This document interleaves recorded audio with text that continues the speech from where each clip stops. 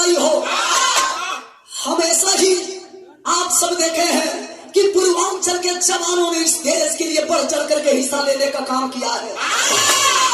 इतिहास के पन्नों से अगर पूर्वांचल के जवानों का नाम अगर निकाल दिया जाए तो इतिहास का पन्ना भी अधूरा रह जाएगा। उन जवानों के लिए कवि जी भूमिका में भाव लिखते हैं।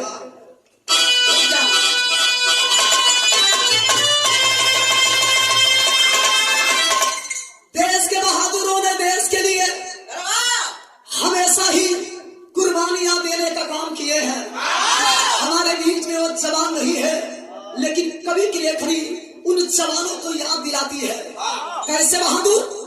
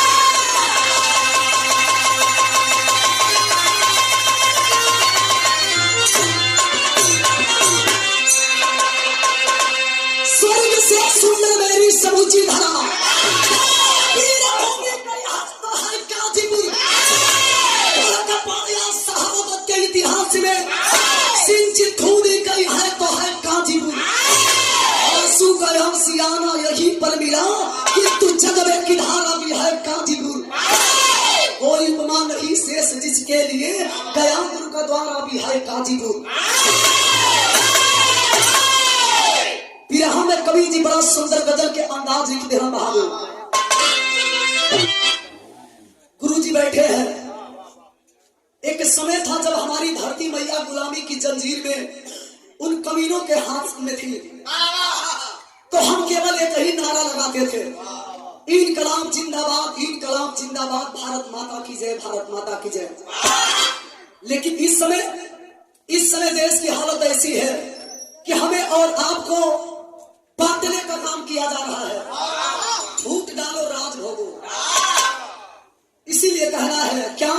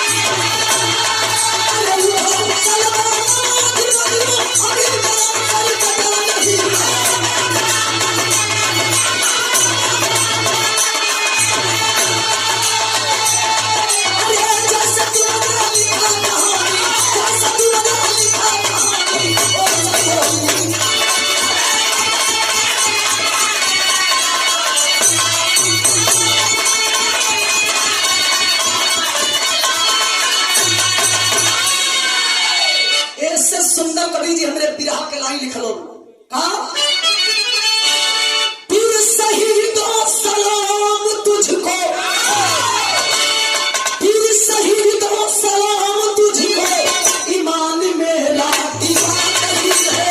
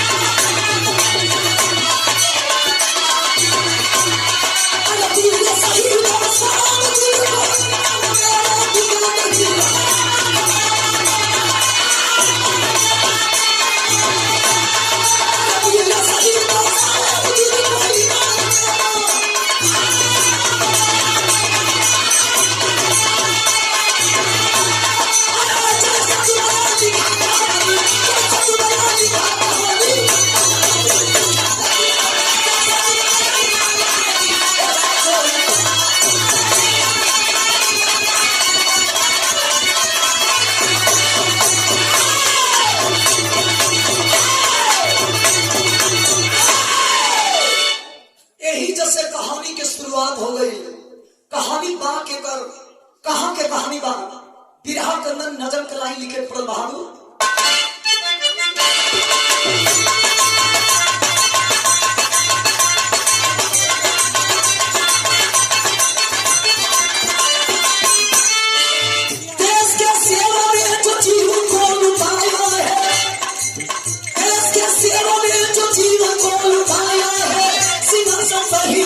स्वर्ग में नवाया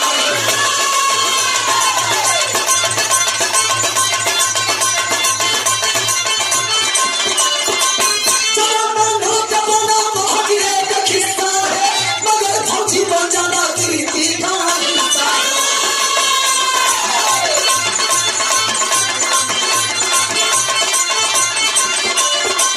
शहादत की नदी गजपुर से निकलती है, शहादत की नदी गजपुर से जवानी जवानों की हर घर से बदलती है।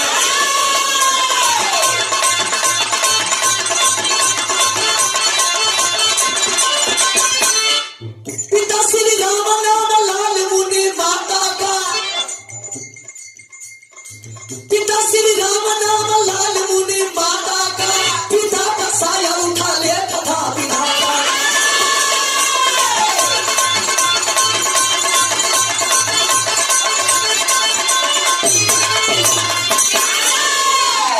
कहानी के समझ लिए बाबू, जिला गाजीपुर और थाना नौनहरा,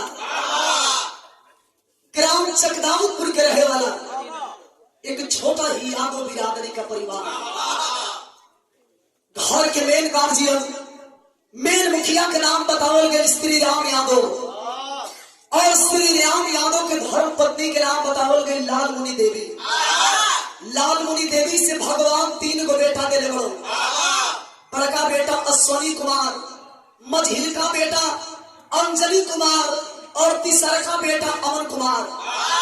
पिताजी किसान बड़ा सोच बड़ी ऊंची है। हम भले किसानी करते लेकिन अपना तीनों बच्चों के पढ़ा लिखा के अच्छा इंसान बनाई, लेकिन भगवान के शायद मंजूर ना भई। पिताजी अचानक किसी बीमारी की वजह से इस दुनिया को छोड़ करके चल बसते हैं। घर के सारा जिम्मेवारी माई लाल मुनि देवी के ऊपर हो गई।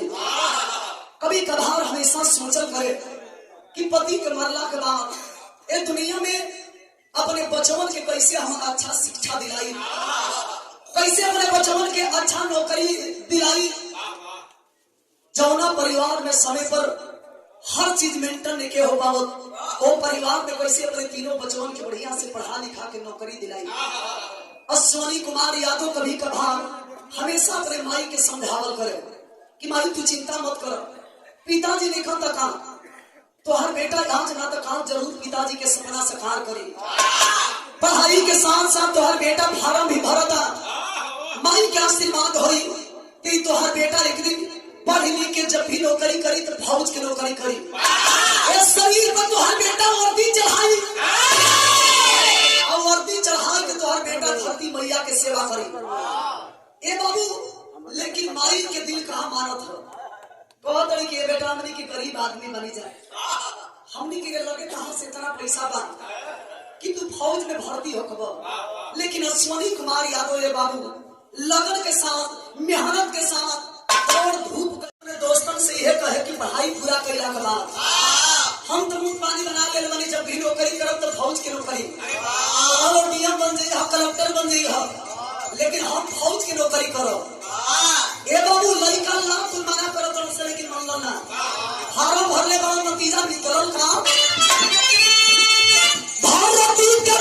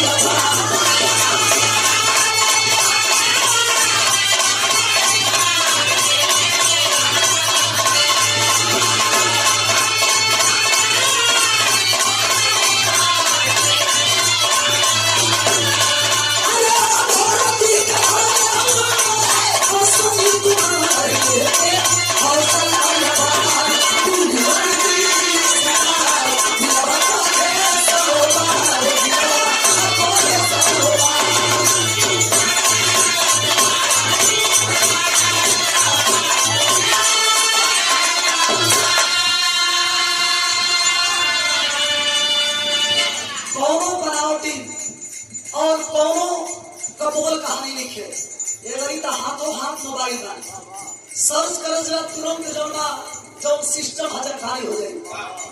गाजीपुर के लाल 2007 में CRPF की बहाली निकली थी, फार्म भरा है। आज जब बहाली निकल तब हम और इलाहाबाद के लिए वह रवाना होते हैं। लिखना पड़ा क्या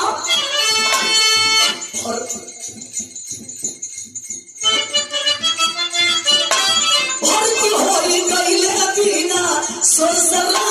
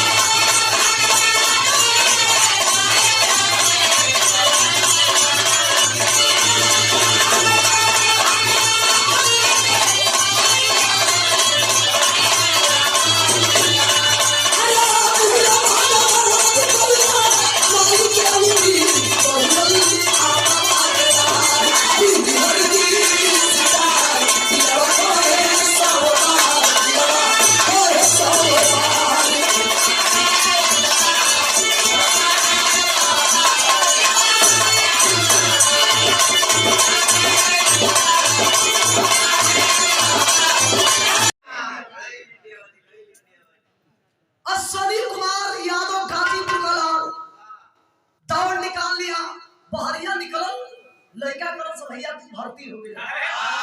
अश्विनी कुमार यादव को सिलेक्शन कर लिया जाता है, भर्ती हो गए हैं। सुनलो ना खुशी के ठिकाना ना घरे फोन लगोलन माई के लगे माई तो लाल भर्ती हो गई। कौन हॉस्पिटल में हो बेटा? शाम बोला तनी सुधा सुधा बोला ओरे के बेटा रहर में बात रहा। तो हर बेटा कौनो हॉस्पिटल में ना तो हर बेटा फौज में भर्ती हो गई। दुनिया के कौन ऐसा माई हुई कि सुनी तो ना खुश हुई। माई तो इतना खुश बड़ी कि दुहाई काली माई के हे बर बाबा हे काली माई अरे वो लाल भर्ती हो गई हो। लगली है एक गोली पर चल ले गोली पर चले हो। अरे वाह गोली वाह लगली कूद कूद के चले। इंतजार करो तरी कि बेटा कब घरे आई। सोनी कुमार यादव जब घरे पहुंचलो तो माई अपने लाल के आरती उतारा तरी ये हमारा लाल खानदान के नाम ऊंचा कर दिया। बेटा के जइया विदाई करे लगली माई गुड़ दही खियावा तरी जतरा बनावा तरी। अब बैठ के दुआरिया पर रोवा तरी भावुक पड़ी और रो के अपने लाल से को बात घड़ी बिरहा में कुरान गीत के संकेत बा।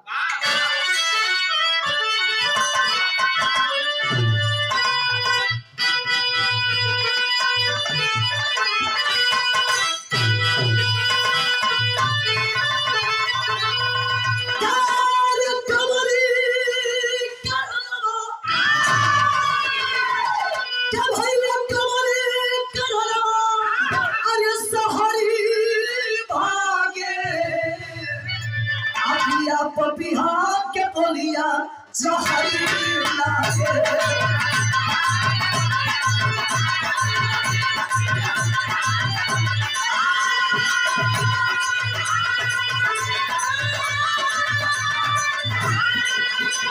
जहरी लागे पपिया के बोलिया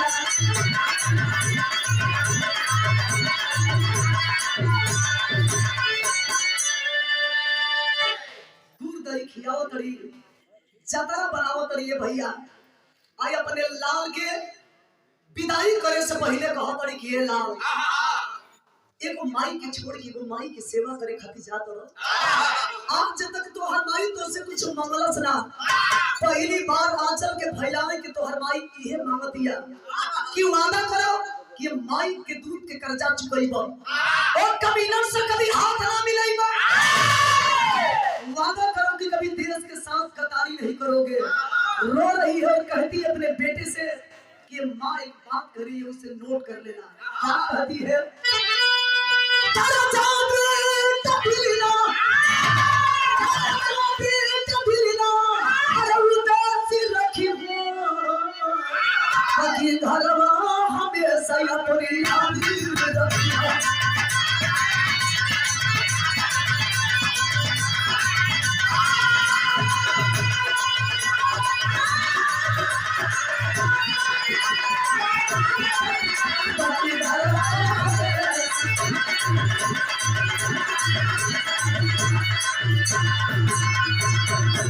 अरे बेटा वो हमारी, अरे बेटा वो हमारा रोकी हमेशा के खाते,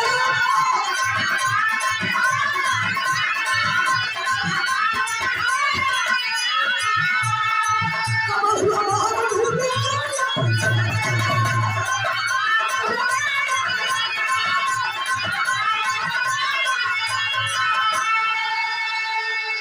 जिंदा छाती में अपना, जिंदा छाती में अपना फौला भी रखी हो, बाकी घरवा हमेशा अपनी आदमी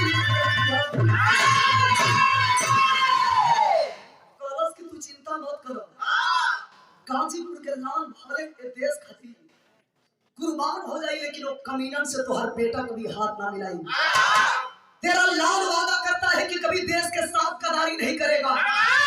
माई के आशीर्वाद, गांव नगर के आशीर्वाद लेकर के गाजीपुर का लाल वही पहुंचा है जहां की जवानों को ट्रेनिंग दी जाती है। खड़ा होता है अपने साथियों के साथ तिरंगा झंडा के नीचे और कहता है कि धरती मैया की कसम, जब तक मेरे शरीर में खून का एक एक कतरा रहेगा, इस तिरंगे में कभी दाग लगने नहीं दूंगा।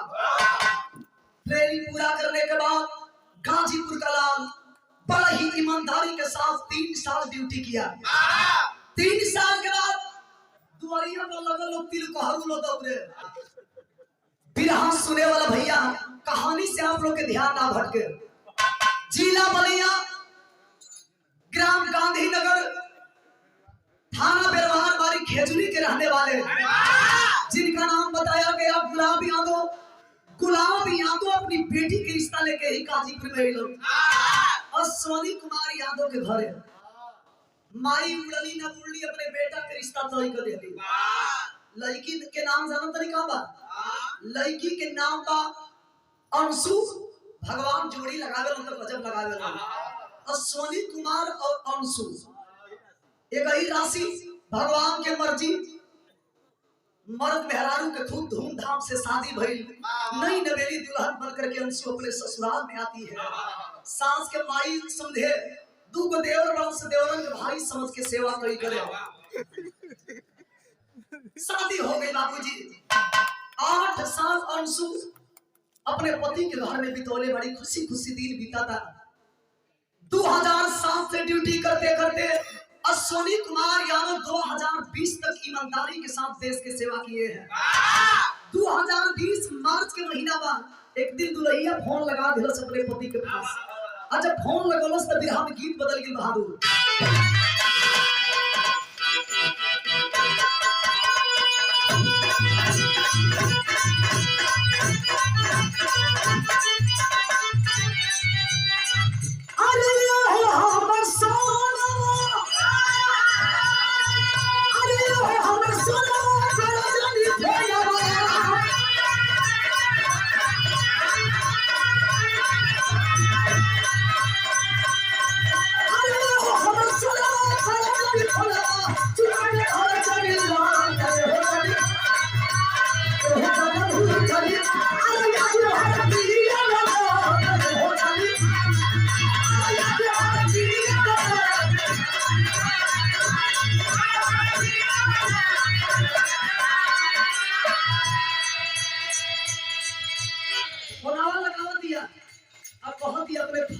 से कि सही में लोग कहे कि मर्दन के सीना में दिल ना होला। रुआ खाली देश के सेवा करे नहीं, घरवा बूढ़ी माई बड़ी का करो माई की याद ना आवेला। तुमको भगवान सोना ऐसा बेटा देले तारे औलाद देले बड़ो भले की याद ना आवेला। कम से कम हमरो याद आपके आवे के चाहिए। अश्वनी कुमार यादव से कहती है, क्या कही? अरे भगवान भैया ना भतिया भूला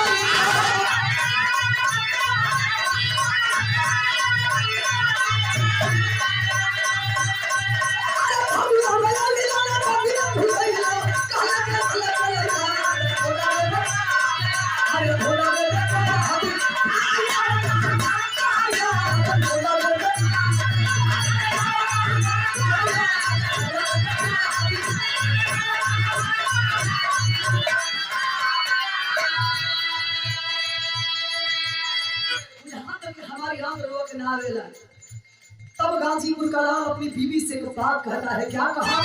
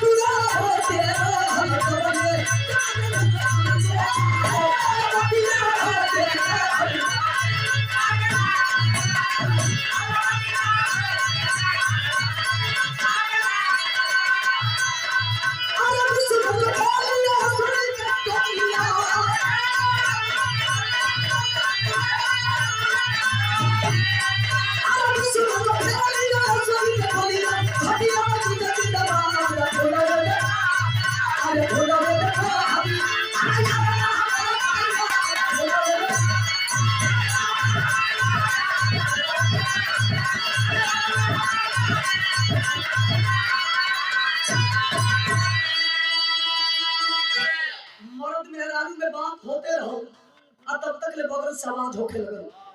गाजीपुर का लाल कहता है कि अंशु फोन रखो, लग रहा है कि मानेंगे नहीं। भैया हो ध्यान दे, अश्वनी कुमार यादव गाजीपुर का लाल कहता है कि अंशु फोन रखो, बगल से आवाज हो रहा है, लग रहा है साले मानेंगे नहीं। ये हमेशा दोगलई करना, हमेशा दोगलई करते हैं, कभी दोगलई से पांच नहीं आते हैं, ये साले दोगले होते हैं।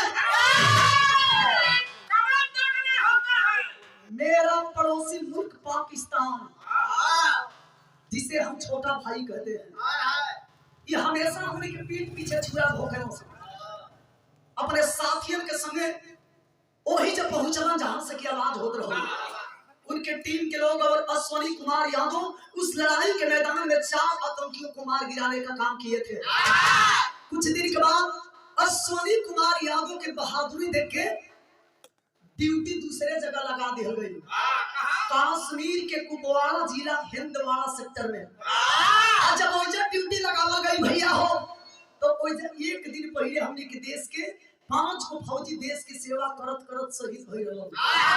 अश्वनी कुमार यादव जब सुनलन कि हमारे 5 भाई के कमीना मार दे हो, आग बबूला हो जाते हैं। गाजीपुर के लाल बदला लेने के लिए उतावले हो जाते हैं, साथियों को सतर्क कराने लगे। साथियों सतर्क हो जाओ, ये साले मारेंगे नहीं। आपकी बात बहुत और जवाब देना है। एक गोली मारते हैं तो 5 गोली मारो, 5 गोली मारते हैं तो 10 गोली मारो। इतना गोली झोंकाई कि सारे लोग आगे भागी लो, पीछे भागी लो। वो कहे कहीं पीछा से फेल। बहादुर जवान जब देश के भाइयों के बदला लेवे चलन तो कभी जी भी हमें चौधरिया लिख दे रहा बहादुर।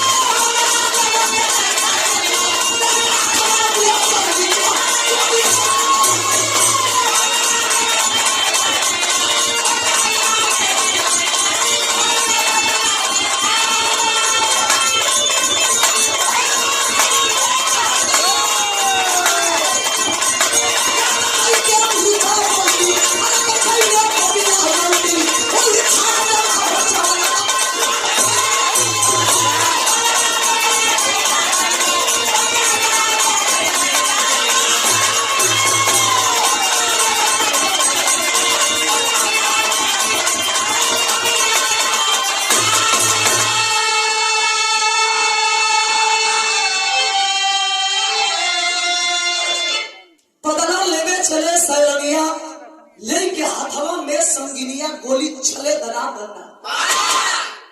आगे बढ़े लगन, इनकलाब जिंदाबाद के नारा लगावत रन, मुर्चाबंदी होती है। वापस भइलन तई सरवा गदार, फिर पीछे से वार करत। और जब पीछे से वार कैलस तो देश के बहादुर फौजी जवान एक नहीं 3 लोग शहीद हुए हैं, जिसमें कांचीपुर का लाल वीर अश्वनी कुमार यादव भी देश के सेवा करते करते वीर गति को प्राप्त कर गया है। धरती लहूलुहान पड़ी है। एक जवान उठाता है पार्थिव शरीर को, तिरंगे में लपेट करके जब ताबूत में बंद करने लगा, एक जवान टेलीफोन के द्वारा सूचना देता है। और जब सूचना दिया तो कवि जी बिरहा में टेरी लिखते हैं, बहादुर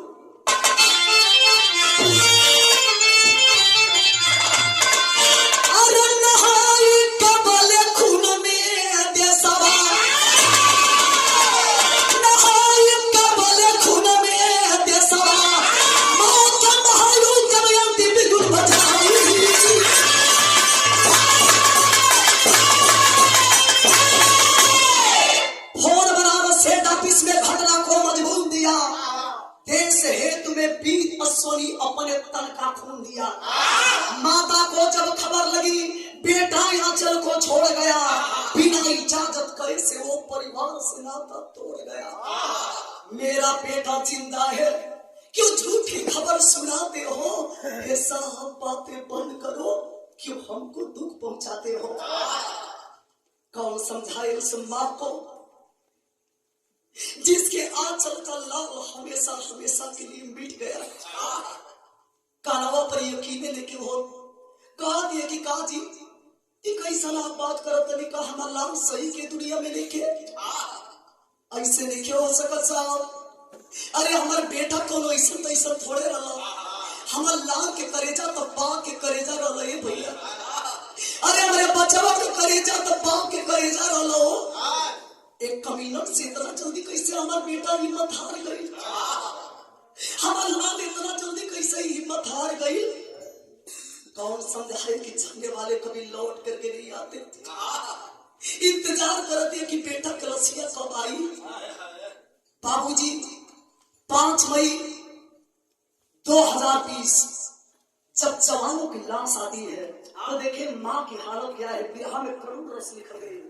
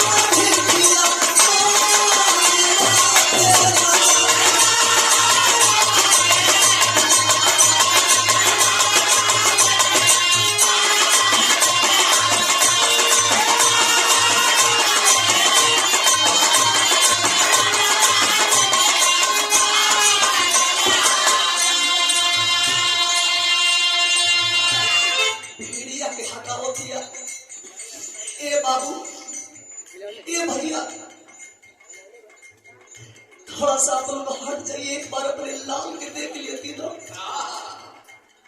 एक बार अपने लाल के चेहरा के देख लेती, अब छातियां चुरा दे तो भैया। शहीद बेटे के पास पहुंच करके बिक रही है, रोती है, कहती है पास। ए बाबू, ए भैया, ए चाचा, एक बार हम के अपने लाल के चेहरा पर देख ले दलो। अरे अपने लाल के चेहरा पर एक बार देख ले तब छातियां चुरा जाइयो भैया। शहीद बेटे के पास जा करके कहती है कि बेटा, अगर हमें थोड़ा भी मालूम होता, एहसास होता, गरीबी दूर करने के लिए गए थे ना, हमें नहीं पता था कि मेरा बेटा शहीद होकर के आएगा। अगर तोरे माई के जानकारी रहते दुनिया में सूखल रोटी खा के दिन बिता लिए, फाटल लुगाई बहन के दिन काट लीत रे बेटा, लेकिन कभी फौज की नौकरी तो के ना करे। रो रही है और कहती है क्या, खाई के पछारा, खाई के पछारा गिरी गाय ले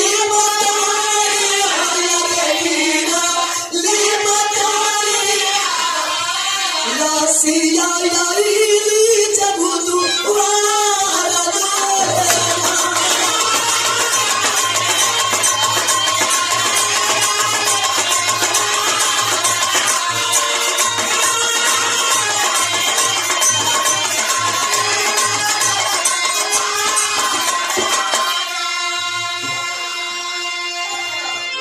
बाप रे बाप, कौन ऐसा माई हुई कि अपने लाल के अपने आप के सामने देखी और देख के अपने लाल के बर्दाश्त करी।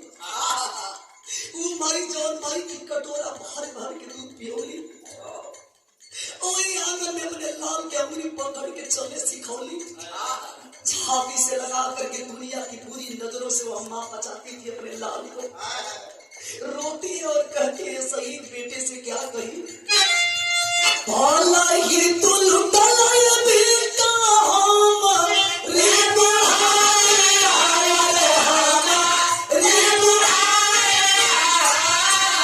रे लुटला बहुरी के सिया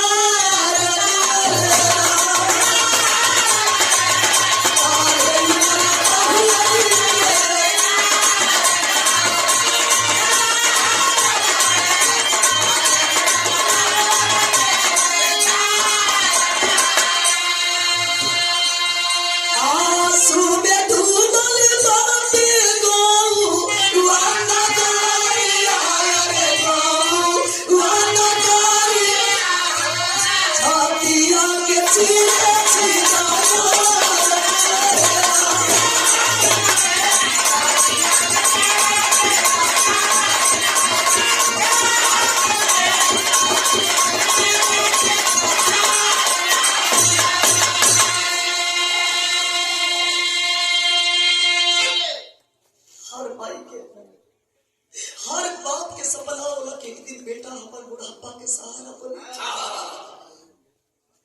बाबूजी सोचे कि एक दिन जवान बेटा अपने कानी पर एक दिन हमारे अर्थी लेके जाई, लेकिन वही बाप के सामने,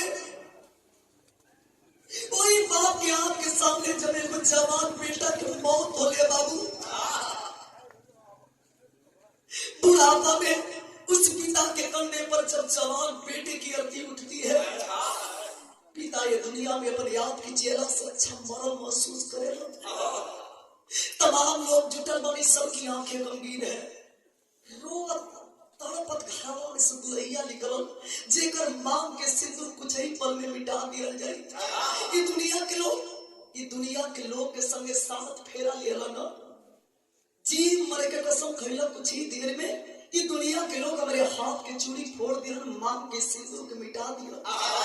अरे दुनिया में तोरे टुवरन बचवन के लेके हम कहा जाए, के करे सारी जिंदगी के नैया किनारे लगी। कभी अपने टुवरन बचवन के देखे तो कभी अपने शहीद पति के, अब देख ली को बात करस विरह के आखिरी की।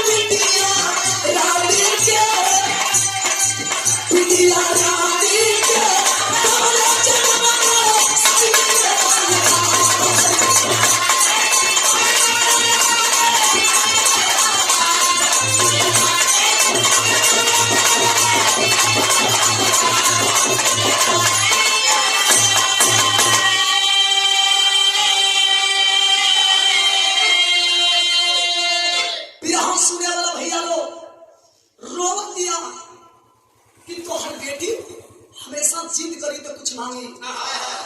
कह तो लगी आई तो बेटी खाती साइकिल लेके आई, अब तोरे बेटी की साइकिल किनी। डॉक्टर बनावे के तो हर सपना रहा कि बेटी की पढ़ाई के डॉक्टर बनाई, बल्कि बनाई। तमाम लोग जुटल बनी, आप लोग साबित कर दे। उस समय कोरोना की बीमारी चरम सीमा पर रही, लेकिन आप लोगों ने साबित कर दिया, जानों की परवाह न करते हुए। हमारे गुरुजी बैठल बनी, नेता जी लोग जब जुटे वालों तो ऐसा नेता लोग वालों कि वो लोग के सभा में भीड़ जुटावल जाए पैसा देके, लेकिन रियल हीरो को देखने के लिए तमाम लोग मौजूद हैं, जानों की परवाह न करते हुए। इसलिए कि धरती माँ का सपूत इस देश के सेवा करते करते वीर गति को प्राप्त किया है। गाजीपुर के लाल के पार्थिव शरीर के उठा के ये बाबू तमाम लोग जुटल बड़ उठा के जब लेके श्मशान घाट के तरफ चल गए, तब कवि जी बिरहा के अल्लाह लिखलन बहादुर।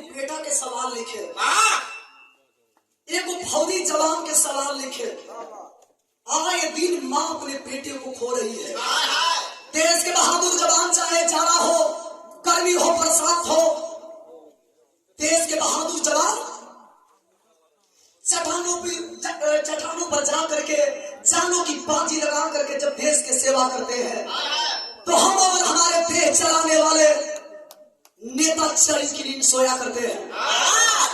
चाहे किसी की सरकार हो, कारगिल की लड़ाई में वही हुआ, पुलवामा हादसा में देख रहे हैं हमारे देश के कितने फौजी जवान इस देश के लिए कुर्बान हो गए, लेकिन आज तक होकर कौन सुराग हर चीज का जांच बैठ जाता है, लेकिन वो कौन जांच ना थे। अगर तरी एक पुड़िया अगर गांजा लेकर खाली बक्सर पार करो तो हत रखले बना समस्या मुहवा में डाल देता हूं सर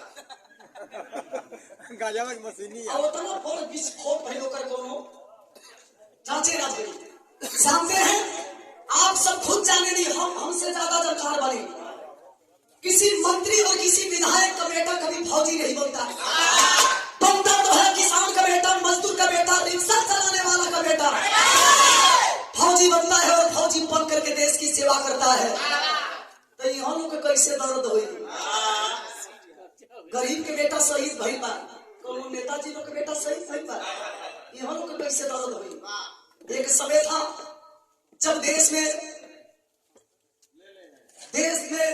जब पहली बार धरती पुत्र मुलायम सिंह यादव जी रक्षा मंत्री बने थे, तो आपने अपने कार्यकाल में लागू किया कि जो जवान शहीद होते हैं उनको रैंक के हिसाब से पैसा जो मिल रहा है, किसी को 1 लाख, किसी को 1.5 लाख, किसी को 5 लाख, अब ऐसा नहीं होगा। जो भी जवान शहीद होंगे 10 लाख रुपया दिया जाएगा और उनकी पार्थिव शरीर उनके परिवार वालों तक पहुंचाई जाएगी। स्वर्गीय नेताजी भले हमारे बीच नहीं है, हम चाहेंगे कि एक बार जोरदार ताली बजा कर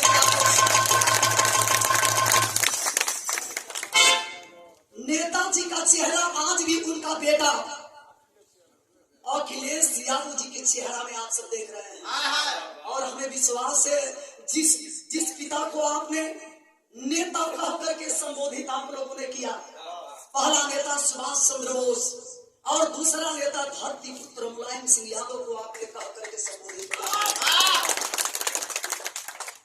चाहे पक्ष हो चाहे विपक्ष हो, सारे लोग नेताजी के श्रद्धांजलि में गए थे और जाग करके आप लोगों ने नेताजी के चरणों में श्रद्धा सुमन अर्पित करने का काम किए। पुत्र मुलायम सिंह यादव जी लागू किए 10 लाख रुपया और पार्थिव शरीर जो शहीद हो गए हैं जवान उनके परिवार वालों तक पहुंचाई जाएगी। इस समय 10 लाख रुपया ना, आपके सुपुत्र श्री आदरणीय श्री अखिलेश यादव जी आप केवल 10 लाख नहीं 20 से 25 लाख रुपया दिए। और पार्थिव शरीर जब आती है तो माँ अपने बेटे को छाती से लगा करके अपने आप को गौरवान्वित महसूस करती है। मेरा बेटा शहीद हुआ तो क्या, देश के सेवा करते करते मेरा फौजी बेटा शहीद हुआ है। वह दुल्हन भी अपने आप को गौरवान्वित महसूस करती है कि मैं उस फौजी की पत्नी हूँ जिन्होंने माँ के सेवा में कुर्बानियां दिया है। कोई साधारण बात नहीं है।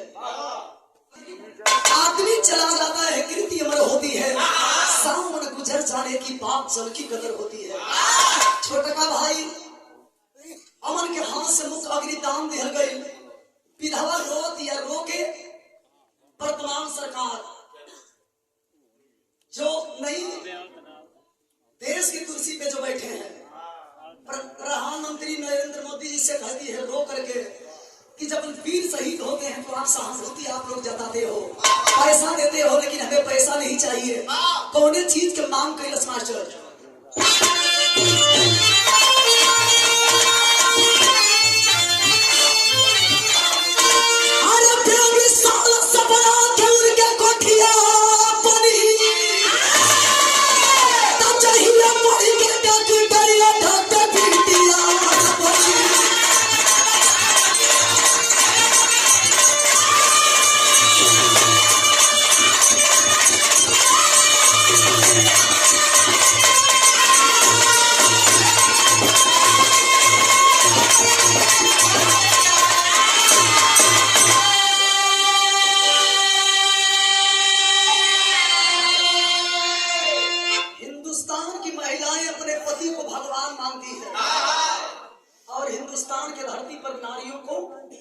देवी का दर्जा दिया जाता है।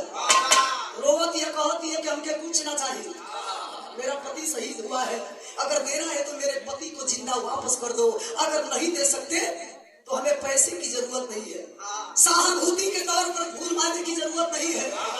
मेरी बेटी जब पढ़ के डॉक्टर बनेगी उसी दिन मेरा पति का सपना साकार होगा और मैं समझ जाऊंगी कि मेरा जो पति शहीद हुआ है, आज मेरी बेटी पढ़ लिख करके डॉक्टर बन गई, मेरे पति का शहीद होना सफल हो गया।